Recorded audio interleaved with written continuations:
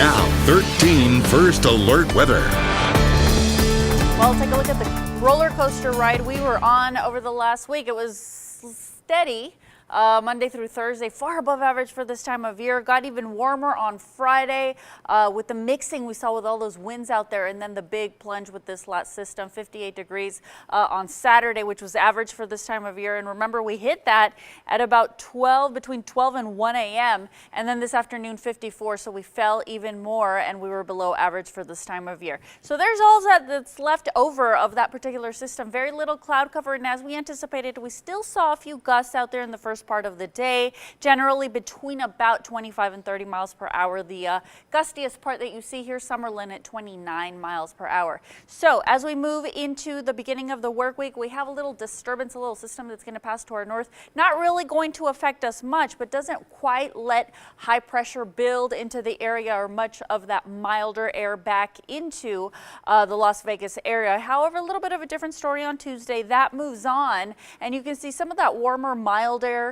moving closer to the area, and that will continue to be the case on Wednesday. High pressure still not quite steep, but still over the area, but we'll already be tracking our next system. You can see that very clearly here, all the cooler air, the precipitation, and windy conditions. They don't move in Wednesday. I think Wednesday we'll see an occasional breeze, but by Thursday we are expecting gusty conditions. So temperatures not going to change a lot over the next couple of days. We see a tiny bit of a warm up by tomorrow. We'll still be 3 degrees below average for this time of year, and we start to try to see a warm up with that high pressure that wants to build in, but isn't really allowed to do so by those systems that we're tracking. So we are going to get a little bit above average, but nothing like we saw last week. And then by Thursday, those numbers are going to start to go down with that next system.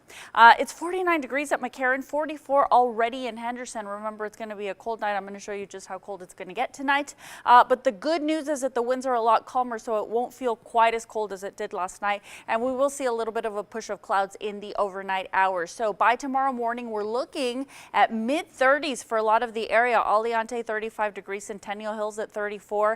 And those temperatures not too big of a warm up. It's only going to be a degree or two warmer by tomorrow afternoon. The good news is that we will see sunshine, so that helps it feel a little bit better out there. Mountains Edge at 56 degrees, Spring Valley 55.